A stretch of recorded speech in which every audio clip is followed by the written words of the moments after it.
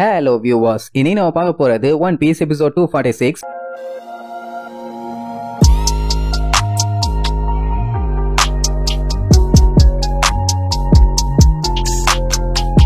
Open பண்ணா போன பாட்டுல நம்மளுக்கு அந்த வில்லப்பாயில பார்த்து பயங்கரமா ஷாக் ஆகி போய் நின்னாங்கல்ல. அட வேற ஒண்ணும் இல்ல, பெரிய சைஸ் மான்ஸ்டராவே மாறிட்டான். அதுக்கப்புறம் தான் மேட்ரே தெரியுது அந்த லுச்சி பயலுக்கு டெவில் ஃப்ரூட்டோட பவர் இருக்குன்னு. இவனால இப்படி எல்லாம் மாற முடியும்னு கொஞ்சம் கூட இவங்க எதிர்பார்க்கவே இல்ல. அப்படியே பயங்கரமா ஒரு லெப்பார்டா மாறி நிப்பான். சொல்ல போனா ஒரு லெப்பார்டு ஹியூமன். அப்படியே அந்த மொத்த ரூமுக்கும் நின்னுட்டு இருப்பான். பவுலி எல்லாம் மிரண்டு போயிட்டான். அப்படியே அந்த பில்டிங் உள்ள காட்டுறாங்க. நெருப்பு சும்மா தக தக தகன்னு கொழுந்து விட்டு எரியுது. அங்க அடிபட்டு கிடக்கிறவங்க எல்லாம் கதறிட்டு இருப்பானுங்க. ஏன்னா திடீர்னு பயங்கரமா நெருப்பு எரிய ஆரம்பிச்சிருச்சு. என்ன பண்றதுன்னு தெரியல. இது எல்லாத்தையுமே கண்டிப்பா அந்த பைரட்ஸ் தான் பண்ணிருப்பாங்க. இன்னும் நிறைய பேர் உள்ள இருக்க வாய்ப்பு இருக்கு. அவங்கள சும்மா விடக்கூடாதுன்னு கொலை காண்டாவானுங்க. அப்ஸ்டர்ஸ்ல இருந்து எந்த ஒரு தகவலுமே வரல. ஐஸ்பர்க்கு என்ன ஆச்சுன்னு தெரியல. அம்புட்டு பேரும் அடிச்சு புடிச்சு மேல ஓடுவானுங்க. மிச்சவங்க எல்லாம் நெருப்ப அணைக்கிறதுக்கான வேலையை பார்த்துட்டு இருப்பாங்க. இங்க உள்ள இருக்க வில்ல பள்ளிகளுக்கு புகை வரத பார்த்தே தெரிஞ்சு போச்சு. நெருப்பு நல்லா குபு குபு குபுன்னு எரிய ஆரம்பிச்சிருச்சுன்னு. இனி இவனுக்கு என்ன வேலை? கிளம்ப வேண்டியதானே. பவுலி உடம்ப ஓட்டம் போட்டாலுமே அவன் அடங்குற மாதிரி இல்ல. நீ லெப்பர்டு ஹியூமனோ இல்ல வேற்று கரகத்து ஏலியனோ ஐ டோன்ட் கேர். ஆனா ஐஸ்பர்க் மேல மட்டும் கைய வச்ச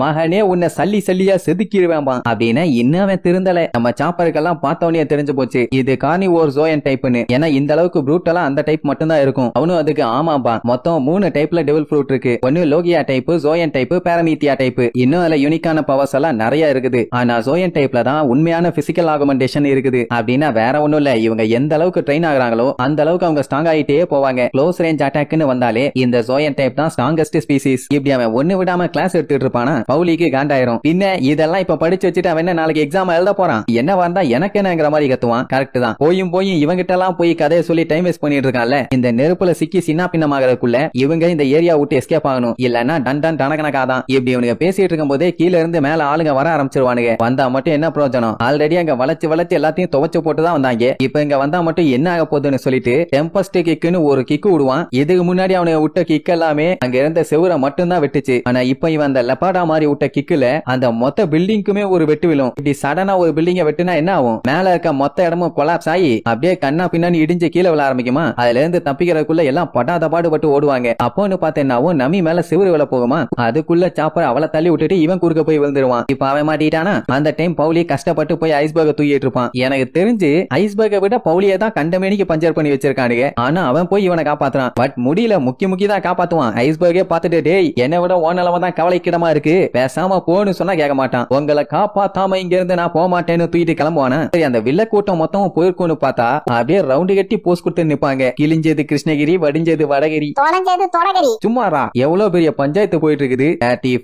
அப்ப அவனுக்கு பவுலின்னு சொல்லி கூப்பிடுவானுங்களா? நீங்க எல்லாம் என் ஃப்ரெண்ட்ஸே கிடையாது, அதனால என் பேரை சொல்லி கூப்பிடுற அருகதை உங்களுக்கு இல்ல. ஒழுங்கா இங்க இருந்து ஓடிடுங்க, என் வழியில நிக்காதீங்க. அப்புறம் வளைச்சு வளைச்சு வண்டையா கேள்வி கேட்பான். ஆனா அவங்க பாட்டுக்கு நின்றுட்டே இருப்பாங்க. இப்ப இவனால அவங்கள மீறி எஸ்கேப்பும் ஆக முடியாது. சரி, ஏதாச்சும் சண்டை போடுவான்னு பார்த்தா மறுபடியும் ஃப்ரெண்ட்ஷிப்னு சொல்லி தேம்பி அழ ஆரம்பிச்சிருவான். அதாவது இவங்க எல்லாத்தையுமே இவன் எப்பவுமே ஒரு நல்ல ஃப்ரெண்டா தான் பார்த்தானாமா. ஆனா நீங்க இப்படி பண்ணுவீங்கன்னு நான் கொஞ்சம் கூட எதிர்பார்க்கலன்னு கதறுவானா? அடே கண்ணா, நீ மட்டும் தான் அப்படி பார்த்தேன், நாங்க இல்ல. இதோட நீங்க 2 பேருமே காலிடான்னு சொல்லி ஓங்கி அடிக்க போவானா? அந்த டைம் லூஃபி அந்த லெப்பர்டு மூஞ்சோட ஒரே குத்து அப்படியே செம்ம காண்டாயிருவான். பின்ன எதிர்பார்க்காத நேரத்துல வந்து அடிக்கிறான்ல, அவன் கைய ஓங்கினவன் அவங்க 2 பேர்த்தையும் தான் அட்டாக் பண்ண வந்தான். ஆனா லூஃபி குறுக்க வந்துட்டான்ல, அதனால அப்படியே கைய திருப்பி லூஃபிய ஒரே அடியா அடிச்சு தூக்கிடுவான். அவன் அடிச்ச அடியில நம்ம லூஃபியோட வயிற்றுலயே ஓட்ட விழுந்துரும். இதுதான் ஃபிங்கர் பிஸ்டல் ஆமா. ரத்தத்தெல்லாம் அப்படியே டேஸ்ட் பண்ணி பாப்பான். டேஸ்ட் இப்படி முரட்டு பீசிக்கிட்ட வந்து மாட்டிட்டாயிலே, இன்னைக்கு என்ன பண்ண காத்திருக்காங்களோ தெரியலையே. லூஃபி அப்படியே முக்கிட்டு இருப்பான். அவன் தலையோட புடிச்சு தூக்கி போ அந்த ஐலாண்ட போய் அப்படியே சுத்தி பார்த்துட்டு வான்னு தூக்கிட்டு வீசுவானா? செவுத்த உடச்சுக்கிட்டு அப்படியே நம்மளு பிளையிங்ல போவான். லூஃபிக்கே இந்த நிலைமை. அப்படியே அவனோட கேப்டன் அட்டாக் பண்ணா நம்ம ஜோரோ சும்மா இருப்பானா? கொய்யால செத்தடான்னு வேகமா அட்டாக் பண்ண வருவான். உடனே அவன் அயன் பாடியும்பா. நார்மலா இருந்த அவன் பாடி டப்புன்னு இரும்பு மாதிரி ஆயிரும். சோ ஜோரோ கத்திய வச்சு வெட்டுனா கூட அவன் உடம்புல வெட்டு இறங்கல. அப்படியே தடுத்து ஃபுல் ஃபோர்ஸ் யூஸ் பண்ணி ஜோரோவோட வயிற்றுலயே ஒரு மிதி. ஜோரோ அவ்வளவு சீக்கிரத்துல அவன் கையில வச்சிருக்க கத்திய கீழே விடவே மாட்டான். ஆனா இப்ப அவன் மிதிச்ச மிதியில கையில இருக்க கத்திய விட்டு அப்படியே பிளையிங்ல போவான். மொத்தத்துல எல்லாத்தையுமே அடிச்சு பறக்க விட்டுட்டு இருக்கான். அவங்களுக்கே அந்த நிலைமை என்ன? நமிய கொஞ்சம் யோசிச்சு பாருங்க. அவன் ஊதுனாலே போதும், அவ அப்படியே செத்து சுண்ணாம்பாயிருவா. அப்படியே ஜோரோ பிளையிங்ல போனால நேரா போய் தண்ணியில விழுந்து அப்படியே உள்ள முங்கிடுவான். அதே நேரம் இந்த காலிலா கம்பெனி பில்டிங் நல்லா தகன்னு எரிய ஆரம்பிச்சிருச்சு. சுத்தி இருக்கிற காட்ஸ் எல்லாம் எல்லாம் கஷ்டப்பட்டு தண்ணி அடிச்சு அணைக்க ட்ரை பண்ணுவானுங்க. ஆனா அது அணைஞ்ச பாடு இல்ல. இப்படி அங்க நல்லா திபு திபுன்னு தீ பிடிச்சி எரிஞ்சுட்டு இருக்குது. அதையெல்லாம் கண்டுக்காம இந்த கிளவி கொக்கரோ நல்லா சரக்கடிச்சுட்டு இருப்பா. அவ பேத்தி சிம்னி தான் கிளவி கிளவி தூரத்துல பயங்கரமான ஃபயரு பாத்தியா பாத்தியான்னு கத்திட்டு இருப்பா. அது கேலிலாவோட மெயின் ஆபீஸ் ஆச்சே. ஓ மை காட் எரியுதான்னு கேஷுவலா கேப்பா. அப்படின்னா அங்க ஏதாச்சும் பஞ்சாயத்தான்னு கேட்டா தெரியலாம்பா. ஆனா அவளுக்கு ஏதோ ஒரு பேட் ஃபீலிங் வருது. ஐஸ்பர்க்கு ஒன்னும் ஆகியிருக்காதுன்னு ஒரு சின்ன நம்பிக்கை பண்ணி அவ இருந்துகிட்டு இந்த பஞ்சாயத்தெல்லாம் எல்லாம் அந்த பொருளாலதான், அது மட்டும் இல்லன்னா இந்த பிரச்சனையே இருந்திருக்காதுங்கிற மாதிரி இன்டைரக்டா சொல்லுவா. அப்ப இவளுக்கும் அந்த புளூட்டோனை பத்தி ஏதோ தெரிஞ்சிருக்கு. இங்க அந்த பில்டிங் மொத்தமா தக தகன்னு எரிய ஆரம்பிச்சிருமா. இவங்க எல்லாம் ஏதோ புதுசா அந்த படத்தை பார்த்து ரசிக்கிற மாதிரி ரசிச்சுட்டு இருப்பாங்க. இங்க நடந்த சம்பவம் எதுக்குமே எந்த ஒரு எவிடன்ஸும் இல்ல. இவங்க மெயினா மாஸ்க் போட்டு வந்ததுக்கான ரீசன் இவங்களோட ட்ரேட்மார்க் எல்லாம் அது இல்ல,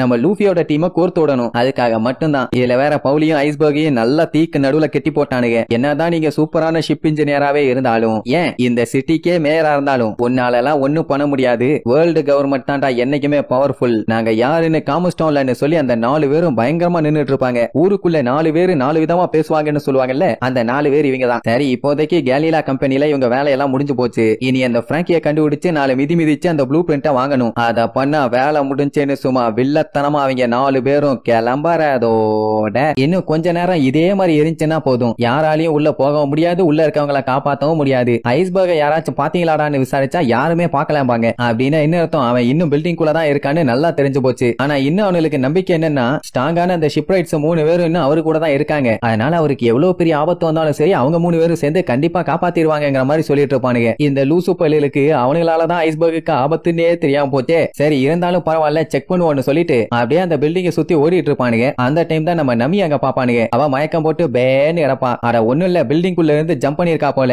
மயங்கிட்டா. பார்த்தவனே கண்டுபிடிச்சிருவானுங்க இவ ஸ்டார் ஹேட் பைரட்டை சேர்ந்தவதான்னு. இப்ப இவளை வச்சு இவனுக்கு என்ன பண்றதுன்னு தெரியல. பேசாம 4 மிதி மிதிச்சு மத்தவங்க எல்லாம் எங்க என்னன்னு விசாரிச்சோன்னா மேட்ரு வெளியே வரும்ல, அப்படி பண்ணலான்னு ஒருத்தன் சொல்லுவான். இன்னொருத்தன் அதெல்லாம் வேண்டாம் இவங்கள நேவில கொண்டு போய் ஒப்படைச்சிடலாமா. மொத்தத்துல எரியற பில்டிங் அணைக்கணும்னு எவனும் யோசிக்கல. இங்க அந்த 4 பேர் இருக்காங்கல்ல அவங்க எல்லாம் ஒன்னா சேர்ந்து பிராங்கியை தேடி போயிட்டு இருப்பாங்க. அவன் இந்த மாதிரி டைம்ல எல்லாம் ப்ளூ ஆனோ பார்ல தான் இருப்பான். ஆனா இப்ப அவனுக்கும் ஸ்டார் ஹேட் பைரட்ஸுக்கும் கிளாஷ் ஆச்சுல்ல, கண்டிப்பா அவங்கள தான் தேடி அலைஞ்சிட்டு இருப்பான்னு தெரிஞ்சு போச்சு. நார்மலாவே அந்த பிராங்கி ரொம்ப நேரத்துக்கு ஒரே இடத்துல இருக்க மாட்டான். இப்ப அந்த முட்டா பீசி எங்க சுத்திட்டு இருக்குன்னு தெரியலன்னு ஒவ்வொரு இடமா செக் பண்ணிட்டே வருவாங்க. அப்ப அந்த கக்கு கீழே பாப்பான். அங்க பிராங்கியோட டவுசர் பண்ணிக்க போற நின்னு கத்திட்டு கிடப்பானுங்க. அதாவது நீண்ட மூக்க எங்க கிட்ட தான் இருக்கான், அதனால ஸ்டார் ஹேட் பைரட்ஸ் எல்லாம் ஒழுங்கா வெளியே வந்துருங்க. அப்படி மட்டும் வரல நான் ஓடிட்டு இருக்க தண்ணியில தூக்கி அவனை வீசிடுவோம், அவ்வளவுதான் அவன் முங்கிய செத்து போயிருவான். அப்படி இப்படின்னு அனௌன்ஸ்மெண்ட் பண்ணிட்டே வருவானுங்க. அவனுக்கு இந்த விஷயம் ஸ்டார் ஹேட் பைரட்ஸுக்கு கேட்டுச்சா இல்லையான்னு கூட தெரியல. பட் இருந்தாலும் பரவாயில்ல முயற்சியை கைவிடக்கூடாதுன்னு நாங்க அப்படி பண்ணிடுவோம் இப்படி பண்ணிடுவோம்னு விடாம கத்திட்டே தான் இருப்பானுங்க. எப்படி இருந்தாலும் அந்த ஸ்டார் ஹேட் பைரட்ஸ் வந்தாங்கன்னா இவனுங்க தலைவர் அவங்கள அடிச்சு துவச்சு தொங்க விட்டுருவாங்க.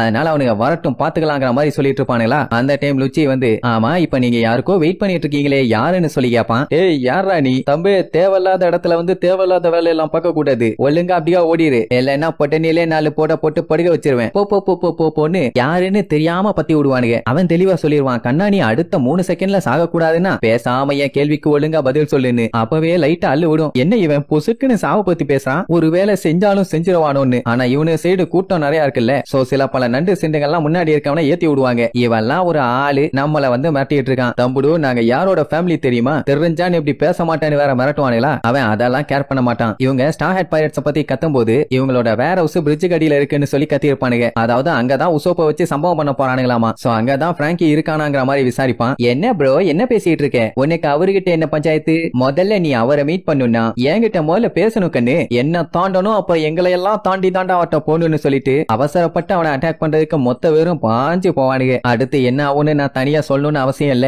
ஒரு பெரிய சம்பவமே அங்க நடந்துரும். அப்படியே கட் பண்ணி பிராங்கிய காட்டுறாங்க. அவன் பிரிட்ஜ் கடியில இருக்க அந்த வேற ஹவுஸ்ல உட்கார்ந்து தேம்பி தேம்பி அழுதுட்டு இருப்பான். அவன் மட்டும் இல்ல கூட இருக்க 2 அல்ல கைகளும் அழுதுட்டு இருப்பாளுங்க. உசோப்பு வழக்கம் போல சென்டிமெண்டா கதை சொல்லி இருப்பான். அதை கேட்டுட்டு அவங்களால தாங்க முடியாம கதறி கதறி அழுவாங்க. ஏன்டா அழுகிறேன்னு கேட்டா நாங்க ஒண்ணு அழல கண்ணு வேர்க்குதுன்னு சொல்லி சமாளிப்பு வேற. டேட்டி ஃப்ளோஸ் இல்ல ஜெட்டி ஃப்ளோஸ், என்ன இதுங்க இவ்வளவு வீக்கா இருக்கீங்கன்னு சொல்லிட்டு நம்ம பையன் அவன் பாட்டுக்கு கப்பலை ரெடி பண்ணிட்டு இருப்பான். கடத்தும் போது கப்பலையும் சேர்த்து தூக்கிட்டு வந்துட்டாங்க போல. அப்புறம் இவனும் லூஃபி டீமும் பிரிஞ்சுட்டாங்கல்ல, அந்த மேட்டரை சொல்லுவான். பிராங்கி இன்னும் கதறி கதறி அழுது உனக்கு ஃப்ரெண்ட்ஷிப் சாங் எல்லாம் போடுவான். உசோப்புக்கு காண்டாயிரும். ஏன்டா விளக்கண்ணே எவ்வளவு சீரியஸான விஷயத்த சொல்லிட்டு இருக்கேன், நீ என்னைய வச்சு பண் பண்ணிட்டு இருக்கியா, பண்ணு துளைத்து விடுவேன் ஜாக்கிரதைமா. அதுக்கப்புறமா விடல. உசோப்பு பயங்கர சென்டிமெண்டா அவன் கதையெல்லாம் சொல்லிட்டே இருந்த உடனே பிராங்கிக்கு அழுது அழுது கண்ணெல்லாம் செவந்து போச்சு. இதுக்கு மேல அழ முடியல. அதாவது பைய கம்ப்ளீட்டா டவுன் ஆயிட்டானாமா. சரி ரைட்னு சொல்லி அவங்கிட்ட பேசிக்கிட்டே கொதிக்கிற டீய வாயில ஊத்திடுவான். அப்புறம் என்ன கவுந்து விழுந்து கதறிட்டு கிடப்பான். இப்படியே ஒரே ஃபன்னாவே போகும். அவங்கிட்ட டீய குடிக்க சொன்னா எனக்கு கப்பல் தான் முக்கியம்னு பயங்கரமா வேலை பார்த்துட்டு இருப்பான். இப்போ உசோப்போட சைடையும் பிராங்கி புரிஞ்சுக்கிட்டான். அப்படின்னா இவன் மேல அவன் கோவமா இருக்கிறது ஒன்னும் தப்பு இல்ல. 200 மில்லியன் பெரிஸ் ஆட்டைய போட்டு போயிட்டான்ல, தப்புதாங்கிற மாதிரி சொல்லுவான். ஆனா உசோப்புக்கு அதுக்காக எல்லாம் பழி வாங்கணும்னு எந்த ஒரு எண்ணமும் இல்லாமா. ஏன்னா அப்படி பழி வாங்கி மட்டும் என்ன நடக்க போகுது அப்படி இப்படின்னு அவன் பாசிட்டிவா பேசின உடனே பிராங்கிக்கு உசோப்ப ரொம்பவும் பிடிச்சு போச்சு. அந்த 200 மில்லியனையுமே செலவு பண்ணிட்டான். இப்ப நான் என்ன அதுக்காக உன்னை செருப்பால அடிக்கணுமா சொல்லு, தாராளமா அடிக்கிறேன்பா. அட விடுப்பா அப்செட் ஆகாத, நீ எனக்கு எப்படி மேன்லியா இருக்கணும்னு சொல்லி கொடுத்திருக்க. நானும் என் வீட்டை தரமட்டமாக்குனதுக்கு கொஞ்சம் காமா தான் இருக்கணும். ஏன்னா ரெண்டு பக்கமுமே லாசஸ் இருக்கு. ஆக்சுவலா அது பிராங்கியோட வீடு மட்டும் இல்ல, ஒரு டெமாலிஷன் ஃபேக்டரி. அதை காலி பண்ணிட்டீங்க. அது மட்டும் இல்லாம என் ஆளுகளையும் அடிச்சு போட்டீங்களேன்னு சொல்லி அவ்வளவு நேரம் நார்மலா பேசிட்டு இருந்தவன் திடீர்னு காண்டாயி கத்த ஆரம்பிச்சிருவான். கூட இருக்க ரெண்டு அல்லக்கைகளும் தான் அமைக்க பிடிச்சு கோவத்தக்குவாங்க. பாஸ் ஏன் சடன் கோவம், பிபி வந்து பொட்டுன்னு போயிடாதீங்க, கம்முன்னு கிடங்காமாங்க. எங்க உசோப்புக்கு இன்னுமே ஃபீலிங் போகல. நம்ம ஃப்ரெண்ட்ஸ் எல்லாம் நம்மளை விட்டு பிரிஞ்சுட்டாங்களேன்னு கொஞ்சம் கஷ்டத்துல தான் இருப்பான். அதுக்கப்புறம் அந்த பிராங்கி சரி ஓகே விடு, எவ்வளவு பஞ்சாயத்து நடந்து போச்சு, இருந்தாலும் நம்ம கோவத்தெல்லாம் கண்ட்ரோல் பண்ணிட்டு காமா இருப்போம்பா. சரி இப்போ உசோப்பு தனியால் ஆயிட்டான், அடுத்து அவன் என்னதான் பண்ண போறான், அவனுக்கு வேற எங்கேயும் போறதுக்கு இடமும் இல்லையே. அதனால பிராங்கி பேசாம என் கூட வந்து சேர்ந்துக்க, நம்ம எல்லாம் ஒன்னா வேலை பார்க்கலாம், உன்னை எனக்கு ரொம்ப பிடிச்சிருக்கும்பா. உசோப்பும் கூட போய் சேர்ந்திருப்பான். ஆனா அவனுக்கு என்ன ஒரு பஞ்சாயத்துனா அவன் பாக்குற வேலை புரியல. அவன் ஒரு டெமாலிஷன் ஒர்க்கர். என்னதான் நம்மால அந்த குரூப்பை விட்டு வெளியே வந்தாலும் இன்னும் அவன் பைரட் தானாமா. இதை கேட்டோன்னு மறுபடியும் ஆனந்த கண்ணீர் பாட்டு பாட ஆரம்பிச்சிருவானா. ஏன்டா சொல்லிக்கிட்டே இருக்கேன், என்ன வச்சு ஃபன் பண்ணி விளையாண்டுட்டு இருக்கியாடா பண்ணி பையல, பேசாம வாயை மூடிட்டு இருடாம்பா.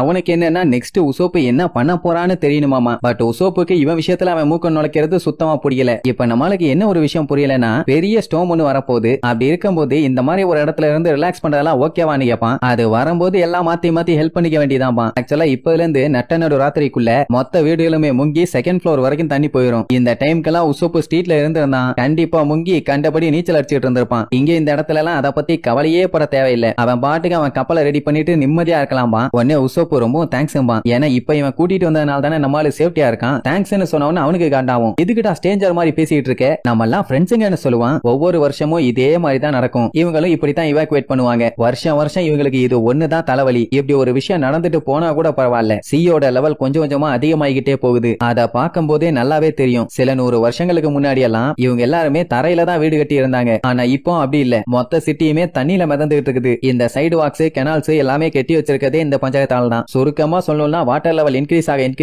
இவங்க ஐலாண்ட்ல இருந்து எடுத்திருக்க ஃபவுண்டேஷனும் அப்படியே முங்கிக்கிட்டே போகுது. இதுல கொடுமை என்னன்னா, இவங்க வாழ்ற இந்த டவுனும் அப்படியே சின்னதாகிட்டே போகுதாமா. மிதக்கிற சிட்டின்னு சொல்லி வெளியில பில்டப்பா சொன்னாலும் உள்ளுக்குள்ள இவ்வளவு பஞ்சாயத்து இருக்கு. உசோப் என்ன சொல்லுவான், இவ்வளவு பஞ்சாயத்து இருக்கும் போது எதுக்கு தேவையில்லாம இங்க இருக்கணும், அதான் சி ட்ரெயின் வருது இல்ல, அதை புடிச்சிட்டு வேற எங்கேயாச்சும் போய் நிம்மதியா வாழலாமே. ஆக்சுவலா அந்த ட்ரெயின் வந்தே ஒரு 10 வருஷம் தான் ஆச்சு, இதுக்கு முன்னாடி எல்லாம் இல்ல. இங்க இருக்கிற மக்கள் எல்லாத்துக்குமே நல்லாவே தெரியும் இந்த ஐலாண்டு என்னைக்கும் ஒரு நாள் மூழ்க தான் போகுதுன்னு. ஆனா இந்த ட்ரெயின் வந்ததுக்கு அப்புறம் அவங்களுக்கு அந்த பஞ்சாயத்தே இல்ல. ஏன்னா இந்த ட்ரெயின்ல மட்டும் இவங்க ஏறி போனாங்கன்னா லாக் போஸே இல்லாம எங்க வேணாலும் போலாம். உடனே உசோப்பே பாராட்டி தள்ளுவான், வாவ் சூப்பர்னு. அதுக்கப்புறம் தான் வாட்டர் 7க்கே மறுபடியும் உயிர் கிடைச்ச மாதிரி ஆச்சு. இது எல்லாத்துக்குமே அந்த ஷிப்ரைட்டான டாமுக்கு தான் எல்லாம் தேங்க்யூ சொல்லுமா. ஏன்னா அந்த சி ட்ரெயினை உருவாக்குனவரே அந்த டாமுங்கிறவர் தான். அவரால் தான் இவங்க எல்லாருமே காப்பாற்றப்பட்டிருக்காங்க. சோ இப்படி பெருமையா அவரை பத்தி உசோப் கிட்ட சொல்லிட்டு இருப்பானா. அப்படியே கட் பண்ணா அவனோட அல்லக்கைங்க இருக்கானுங்கல்ல, அதுல கூட ஒருத்தன் ஓவரா வாய் பேசிட்டு இருந்தானே, என்ன தாண்டி போய் ஆளுல தொடுறான்னு. அவன் இனிய காப்பாத்துஹேன்னு சொல்லி கத்திட்டே போய் லூச்சி கையில அடி வாங்கி பேன்னு இறப்பான். என்னடான்னா அங்க இருக்கவனுங்க எல்லாத்தையுமே போட்டு துவன்னு துவச்சு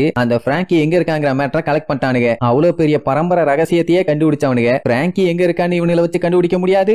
சாட்டுன்னு ஒரு ஜம்ப போட்டு சும்மா மின்னல் வேகத்துல பிச்சுக்கிட்டு போவாங்க. இவங்க போற வேகத்தை பார்த்தா இன்னைக்கு பிராங்கிய ஒரு வழி பண்ணிடுவாங்க போலயே. அப்படியே அவங்க 4 பேரும் பிராங்கிய தேடி வெறி கொண்டு போறதோட இந்த எபிசோடுக்கு எண்டு கார்டு போட்டு முடிக்கிறாங்க.